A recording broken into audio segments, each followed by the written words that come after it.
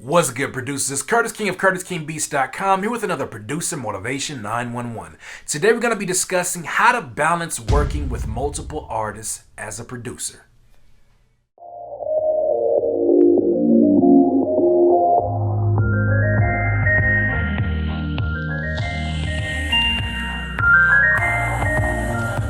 Producers, last week I got a comment in my YouTube where somebody asked, how do I balance working with multiple artists as a producer? How do I balance multiple collaborations and group projects? Then I got the same question in my email. Now, let's address the one in my email first. The one in my email basically said, look, I'm a producer. I have 3 artists that are basically looking to me to produce their entire projects.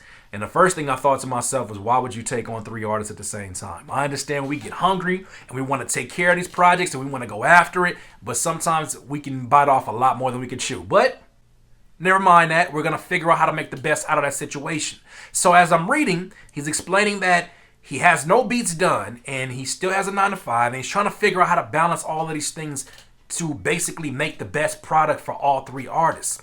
Now, when it comes to those particular projects, because we're going to address those, then we're going to address the various artist projects, the group projects. We're going to address that because that's a whole nother beast. But when it comes to this particular situation, I told him you have 3 artists.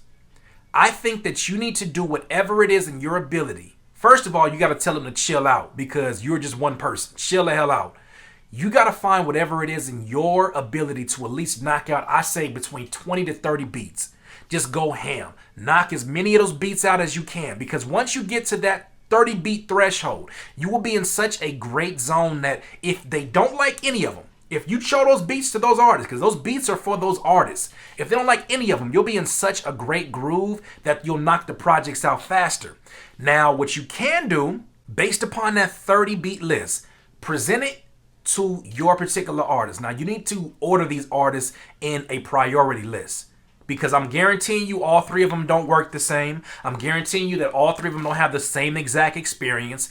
You need to decide which one is more important to you in this particular situation. What album is more beneficial to you producing for? And which one is more of your passion project? Based upon that, present your 30 beats to those people in their particular order. Once you present these 30 beats, go to each person, and let them basically take what they want from that list. And what happens is when they take what they want from that list, it is a starting point. From there, they can decide, oh man, this is the direction that I've been wanting to go for. This is the sound that I wanted from you. Because they chose you to be their producer for a reason. They want your sound, but you are only one person. So why not give yourself a great start? It's almost like the little booster that you can get on Mario Kart back in the day. You just put a little booster on and you can go speed past your competition. Well, you can speed past these tasks by basically giving yourself a head start with 30 beats. So that's a way to attack that particular situation. Let them bite off of that, and you'll be in such a groove after 30 beats that you'll end up wanting to just knock out beats even faster for these particular artists. But I don't suggest trying to go each individual artist and trying to build up, because the emotions of rappers are so varied, and I'm trying not to get frustrated because I know what you're going through. But as a rapper, I understand it as well. But the emotions and the almost mood swings of rappers based upon what new comes out, they change every other week. Yo, I need a beat like this Lil Yachty song. Yo, I need a beat like Nas rapping with Khaled. It's all these different things that happen, and people end up just changing their stance before they've even committed to their own sound. Now, when it comes to group projects, when it comes to you being a producer and having multiple artists, good luck. There's a reason why you don't see any projects out there where Curtis King has compiled a bunch of rappers together, because I hate to say it, because I love hip-hop, I love rappers, I love my producers, but man, it is so frustrating to try to figure out recording situations. Even if you got your own studio, work schedules, and bringing everybody in, getting everybody on the same page, getting everybody to rap about the same thing on the song, it just becomes a frustrating situation. So what I suggest is finding a way that you can bundle these rappers that are already rapping together. Maybe there's a certain type of style that you're going for.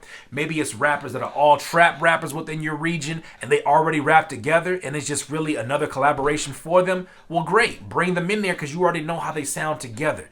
Maybe rehash a few collaborations that have gone down that have been successful, rehash them over your production because it's already a shoo-in for them. It's not having to sell these artists on, oh, this would be a great look and this and that. You've already sold them because they're sold on each other.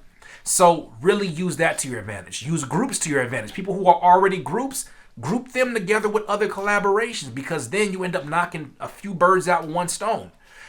That's the way to address those group projects. I mean, I wish I had more advice when it came to that, but I completely hate them.